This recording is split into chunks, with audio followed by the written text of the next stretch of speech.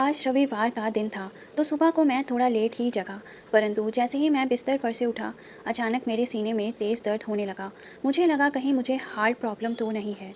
ऐसे विचारों के साथ ही मैं आगे ड्राइंग रूम में गया तो मैंने देखा कि मेरा पूरा परिवार मोबाइल में व्यस्त था। मैंने पत्नी को देखकर और कहा, विनीता, आज मेरे सीने में और दिन से कुछ ज़्यादा ही दर्द हो रहा है। मैं डॉक्टर से ब्लड प्रेशर चेक करा कर आता हूँ। पत्नी ने मोबाइल में नज़र गड़ाए हुए ही अपना औपचारिक फ़र्ज़ पूरा करते हुए कहा, हाँ, मगर संभल कर जाना, ज़रूरत हो तो फ़ोन कर देना। बेटे और बेटी ने तो पूछना भी ज़रूरी नहीं समझा कि पापा क्या हुआ। मुझे लगा कि क्या मैं केवल पैसा कमा कर लाने के लिए और इन सब की इच्छाएं पूरी करने के लिए ही हूँ। सोचते हुए मैंने अपनी कार की चाबी उठाई और पार्किंग में पहुँच गया। मुझे बेहद पसीना आ रहा था। कार का डोर खोलकर कार के अंदर बैठ गया, मगर घबराहट और सीने में दर्द के कारण कार की चाबी की होल में जा ही नहीं रही थी। पता नहीं क्या हो गया था और मेरी घबराहट थी कि बढ़ती ही जा रही थी। तभी हमारे घर में काम करने वाला लड़का निहाल साइकिल लेकर वहां आया और साइकिल को खड़ा करके ताला मारकर मेरे पास आकर मुझसे पूछने लगा, क्या हुआ साहब, कार स्टार्ट नहीं हो रही है क्या? मेरे माथे पर बेशुमार पसीना और मेरी अध खुली आंखें देखकर निहाल ने कहा, आपकी तबीयत ठीक नहीं लग रही है साहब। आपको इतना पसीना क्यों आ रहा है और आपकी आंखें भी कैसे चढ़ी हुई हैं? साहब, इस हालत में आप अकेले कहाँ जा रहे हैं? निहाल बेटा, बस डॉक्टर को दिखाने ही तो जाना है। घर में सब अपने अपने कामों में व्यस्त हैं, तो अकेला ही जा रहा हूँ। साहब, आप हटो, मैं कार स्टार्ट करता हूँ। क्योंकि मेरी हालत इतनी ख़राब थी कि मुझसे कार में चाबी तक नहीं लग पा रही थी। निहाल ने एक ही झटके में कार में चाबी लगाई और कार स्टार्ट कर दी। साथ ही फिर से मुझसे पूछा, साहब, ऐसी हालत में आप अकेले क्यों जा रहे हो? मैं कुछ नहीं बोल सका। क्या बताता कि मेरे परिवार को मोबाइल से ही फुर्सत नहीं है। तभी निहाल ने फिर कहा, साहब, ऐसी हालत में आप अकेले मत जाइए। चलिए आप साइड वाली सीट पर बैठिए, मैं लेकर चलता हूँ आपको। मैंने कहा, निहाल, तुम्हें कार चलाना आती है? निहाल मुस्कुरा कर बोला, साहब, फोर व्हीलर का लाइसेंस है मेरे पास। आप चिंता मत करो, बेफिक्र होकर बैठ जाओ। पास ही के एक अस्पताल में हम पहुंच गए।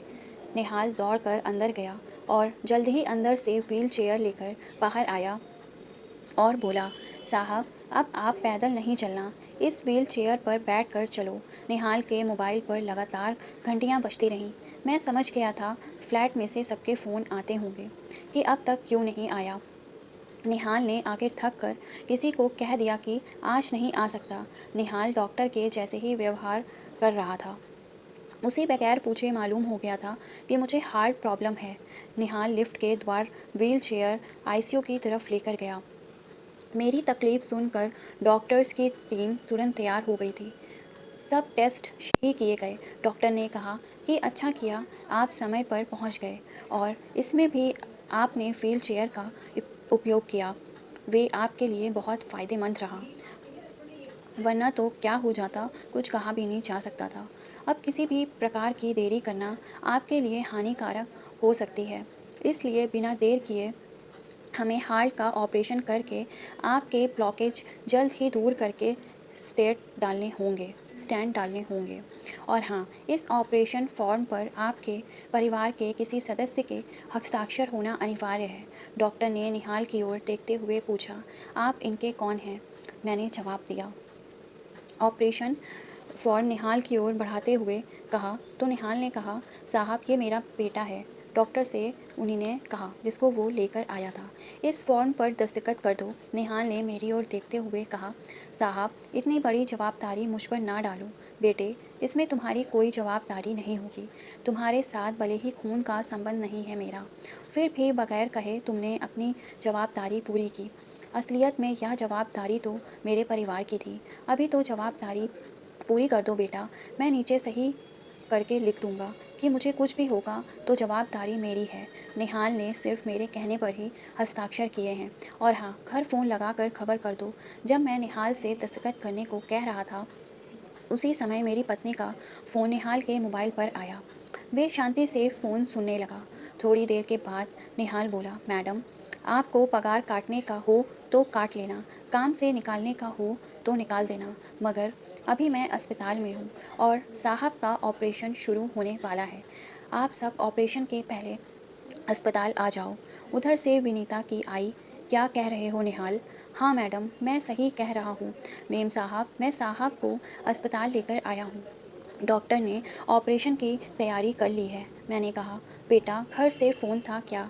हाँ साहब, मैंने मन ही मन पत्नी के विषय में सोचा। तुम किसकी पगार काटने की बात कर रही हो और किसको निकालने की बात कर रही हो? फिर आंखों में आंसू के साथ निहाल के कंधे पर हाथ रखकर मैं बोला, बेटा चिंता नहीं करते, मैं एक संस्था में सेवाएं देता हूँ। वे बुज़ुर्ग लोगों को सहारा देते हैं। वहाँ तुम जैसे ही व्यक्तियों की ज़रूरत है। तुम्हारा काम बर्तन मांजने और कपड़े धोने का नहीं है। तुम्हारा काम तो समाज की सेवा करने का है। निहाल बेटा, वहाँ पगार मिलेगा, इसलिए चिंता बिल्कुल भी मत करना। ऑपरेशन के बाद मैं होश में आया। मेरे सामने मेरा पूरा परिवार नतमस्तक खड़ा था।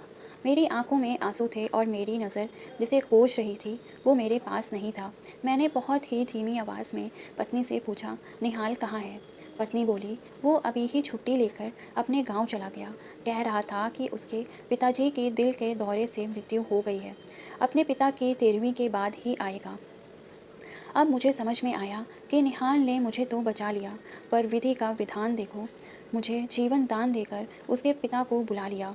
पूरा परिवार हाथ मेरे सामने हाथ जोड़कर अपने व्यवहार की माफ़ी मांग रहा था।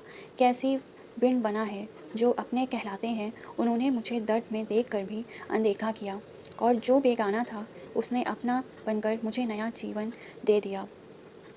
सब पारिवारिक परिवेश की देन है।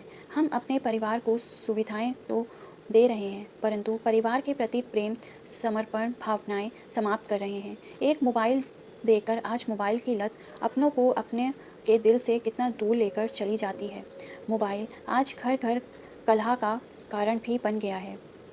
बहू छोटी छोटी बातें तत्काल अपने माँ बाप को बताती है और माँ की सलाह मानकर ही वे ससुराल पक्ष के लोगों से बेगाना व्यवहार करती है।